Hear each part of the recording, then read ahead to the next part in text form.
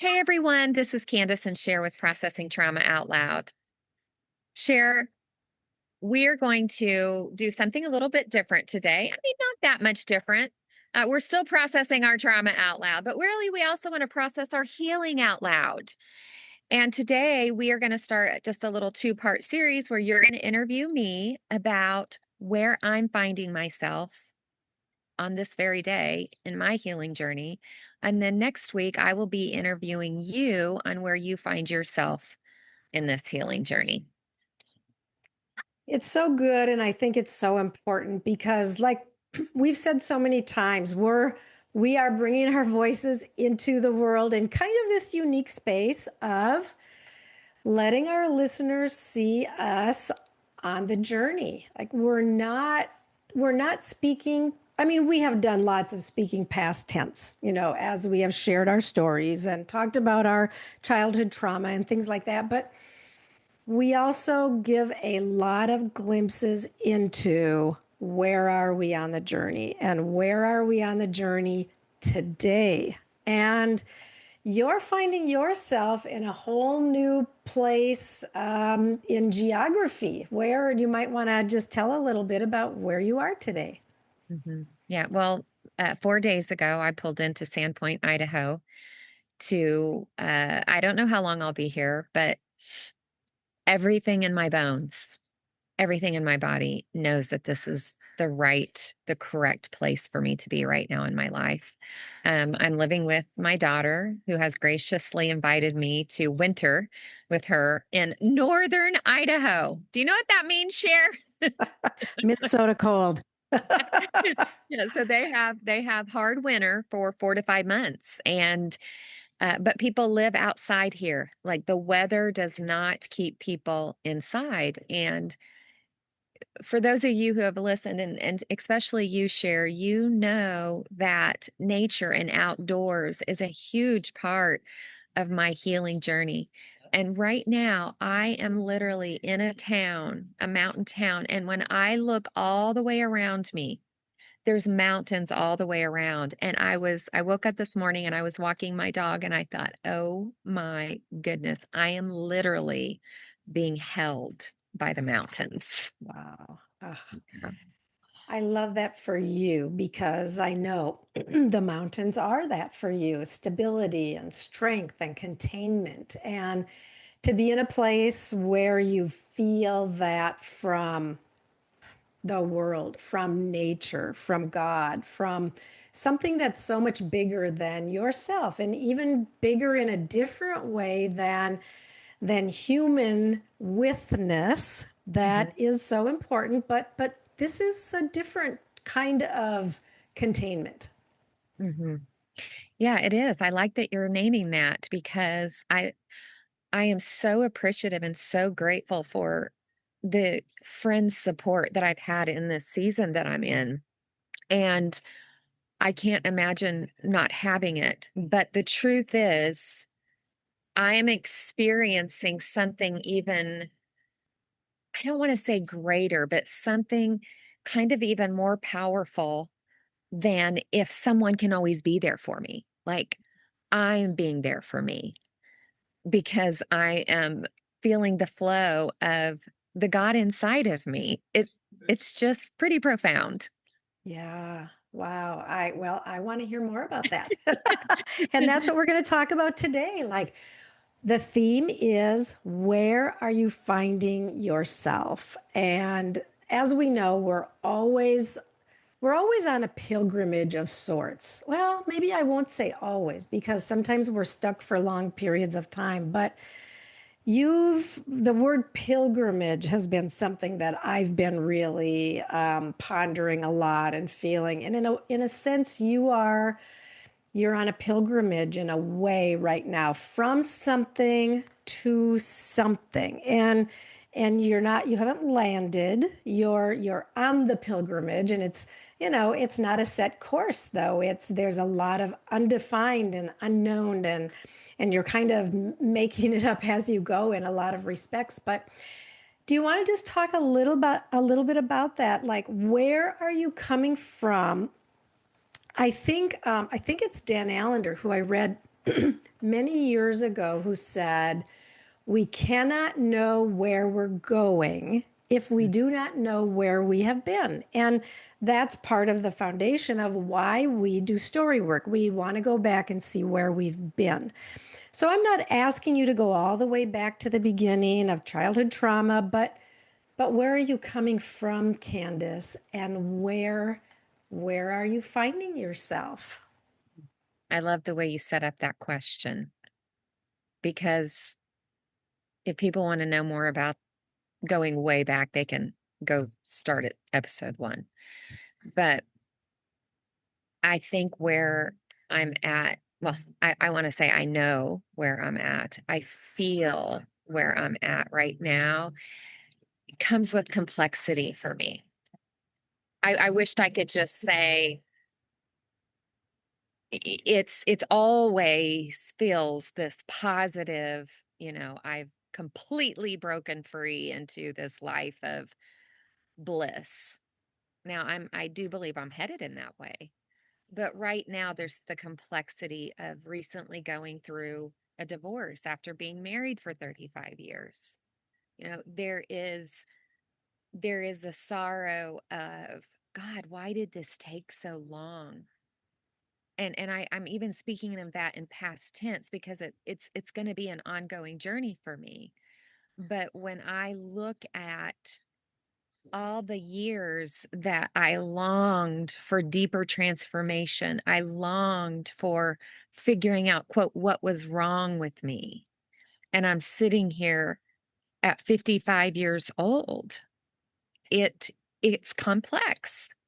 And I am living more authentically than I ever have. That alone gives me hope because before this deeper journey of going into story work and IFS parts work, I had a very strong belief that if anyone truly saw me and knew the things I've thought, said, done in my survival, in my dysregulation, my authenticity was way too much and nobody could truly sit with me and not just sit with me, but stay with me. Yeah. Yeah. That's a huge awareness and an awareness that you have felt, you have known, you have lived with. So, what does it mean now to you? Like, are you kind of redefining authenticity, or Mm. what does it mean to that you are stepping more into your authentic self? And this is this is a compound question here. What does it mean that you are stepping more into your authentic self? And how are you navigating that with relationships? Share, those are really good questions. And I feel like I almost need some time to think about it, but I really do know this. The idea of me connecting with my authentic self has simply meant that this healing journey has meant that I've gotten to befriend and understand the protector parts of me that have tried to keep me from feeling the pain of what we call exile parts, the deepest pains of fear, abandonment, shame, rejection. And though I may have showed up even years ago, and I'm just going to say, even in like the Christian context of what it means to heal, I never got underneath those protector parts. I don't even want to say underneath. They were never truly befriended and said, "Oh, I understand now why you were bent towards the particular things that you believed, the particular things that you thought, and the particular things that you did." And so now those parts they have found rest. And now the pain underneath of that has and is experiencing true healing, Mm, which is allowing me to connect with who I always have been at my core, yeah. but did believe because of my survival mechanisms. I love your explanation, and I just want to reiterate for a second that the protectors actually keep us from allowing our authentic self forward because we're living in these places of survival and self protection, and that can look any number of ways. You had specific ways that that has looked, and it's not that you were aware when these protectors would come forward. It just felt like you. But Hmm. as you have gotten to know them, you have recognized that your protectors are not your authentic self. And that No. as you have cared and tended to the protectors, and in so many ways gotten close to the deeper pain, Yeah. who you are in your most alive, free, courageous, beautiful, glorious woman is coming forward in new ways. Hmm. And I see it. I think the people around you are seeing it. And we've seen the complexity of the cost, the journey, you're living in the mountains right now. So you're experiencing like there are heights and there are depths. And I have watched you go through some really deep depths lately. And who your authentic self, who you are, is just coming forth. And yeah, I think part of being more at peace with where I'm at, which I think everybody has to wrestle with, okay, as they look back and see that these protector parts that maybe led them in ways that hurt themselves and hurt other people, okay? When we can see it and own it and feel genuine sorrow over it, I call this true repentance. yeah, That because I wasn't connected and living in my highest self in God, yeah, I've hurt you and I've hurt me, and I'm deeply sorry. Like that kind of awareness is a humility that I want to stay in, but not getting it confused with shame, right? right. So I have used shame. Shame was a protector part for me and it served me. Yeah, And I have used shame as a way to not get get to the pain that needed healed underneath the shame. wow. So shame felt like it was serving the purpose, and this is going to be hard if you're a believer and you're in the church. It has served the church well. How? Um because you become dependent on those who tell you what you need to do Mm, in the way that they feel like you need to do it. yeah, You look to them. So it's really that child looking for the safe parent to help parent them. And here's the thing. I have forgiven them. yeah, And they knew not what they were doing. yeah. Right? I have not known what I was doing. Hmm. I cannot desire mercy and forgiveness if I am not willing to give it. Right. Yeah. And so it's one way that we know we're healing. Yeah. And so shame, that feeling of I am bad, there's something wrong with me. It's not that that's coming forward now. Like that is laid off, laid aside. And so who is Candace in the authentic? Can you give me some adjectives? Hmm. Candace is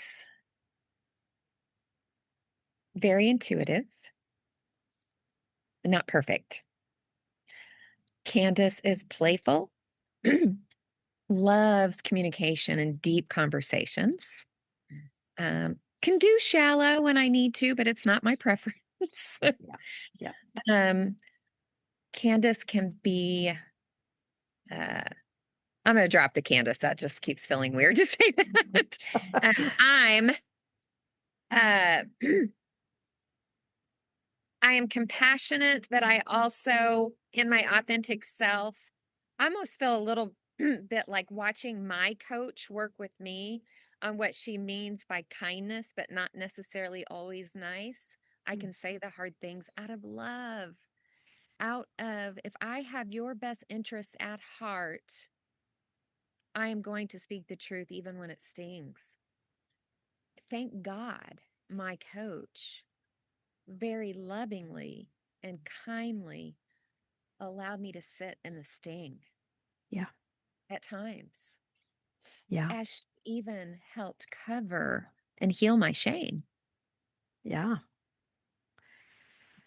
Which is the truth, right? It's when we are in our places of shame, if we can have those eyes of love turning toward us, saying, I'm inviting you forth. I want more of you. Show me your worst. Show me your best. Show me your worst. Show me all. Like, I want all of you. And I think it's when we experience that kind of care, um, yeah, the real transformation takes place inside of us. In our groups, we will see this pop up every once in a while. We'll hear someone say, or we'll say, I welcome and love all parts of you. Yeah. So, unless you understand what that really means, some people may think, well, that just feels like justifying things that have been hurtful, like behaviors. That's not what it is. No. And if you think that, then you don't know what it is. Right. Right. I mean, it is the concept of it is only love that never fails and transforms us, Yeah. which is not void of truth. It's just void of harsh judgment, criticism, Yeah. Yeah. pointing finger, Mm. no curiosity. It Yeah. it's not um it's not and maybe I'm camping out on this a little bit because I've heard it. Yeah. Obviously you probably see a little bit of a part merging, right? I don't know. Like, I love you naming it. Like, the antithesis of love is, a lot of people would say, hate. I will say judgment, Mhm. condemnation, accusation, harshness. It's these are the things that we can get from the people around us who benefit in some way by keeping us in our shame, or allowing us to stay in our shame. Because the truth is that when we are alive and free and full of love, we are a threat to the systems that want to keep people in bondage.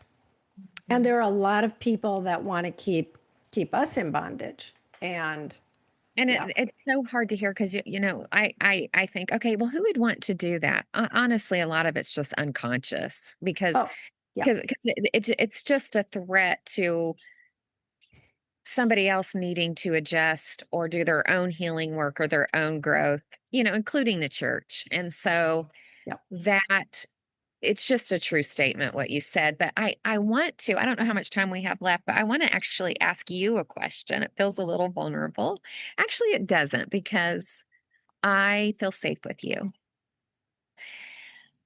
What have you experienced of me in my authentic self? Yeah. Because I have a perception, right? We have perceptions about ourselves. And do we have people that we can allow to speak into us on how they experience us? And I don't want you to hold back. Like this isn't like I just want you to name even the rough edges, share. Yeah. Well, I will say first, I think I've always seen your authentic self, Candace. Mhm. I think from the time I first met you, yeah, I could get pretty emotional about this too. I think in my imperfect ways of doing it, but I feel like I've been calling forth your authentic self over these period of times, even as I've been growing into my authentic self. But there are so many adjectives that I could so many traits, so many elements, right, that I could speak toward. But I think, and this is off the top of my head, so if I had time to plan this out, I might go in a different direction. But I will say this: you are a woman who has always had, as I have known you over the last five years, more than 5 years, I have seen always honesty, integrity, justice, truth with passion and power that has impacted my life. And as I have watched you, because we're in groups together, I see you relate with others too. But that is what you, one of the ways that you call all of us forth. Like, you are one who will go toe to toe with those who have done us harm. Yeah. More than you have been able to do that for yourself at times. And I see part of your authenticity has been allowing others to step forward with you and go toe to toe in some ways with those who have done you harm. And you have allowed our voices in and allowed us to be with you the way that you are so naturally with us. I think as I'm watching you, and I want to even come to even very recent, and as I have watched you navigate deep, dark waters where the pain has been intense and the floodwaters have been higher and higher and higher at times. And I have seen you stand in, you use the word humility, which I think can be a complex word for a lot of people, but I will say tenderness, brokenness, kindness, with everyone that I have seen you or heard of you relating with. Like,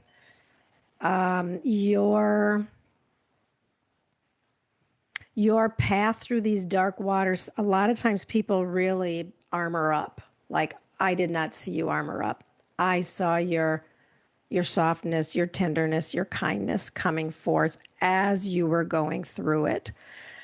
I saw willingness to lean in to those who were surrounding you in some new ways, because as an 8 on the Enneagram, you can take care of yourself pretty darn well. But I saw you really lean in some ways that have allowed us to be there and to support you and to guide you as you have gone forward. And I think, oh yeah. And one thing that I have seen is dreaming, like dreaming without reservation. Like, for a few weeks, you were going to get a van and you were going to sell everything and you were going to just hop in that van and travel. And like, it was joyous to be with you on that. And I dreamed of, you said at one point, I'm going to come and pick you up and we're going to head west. And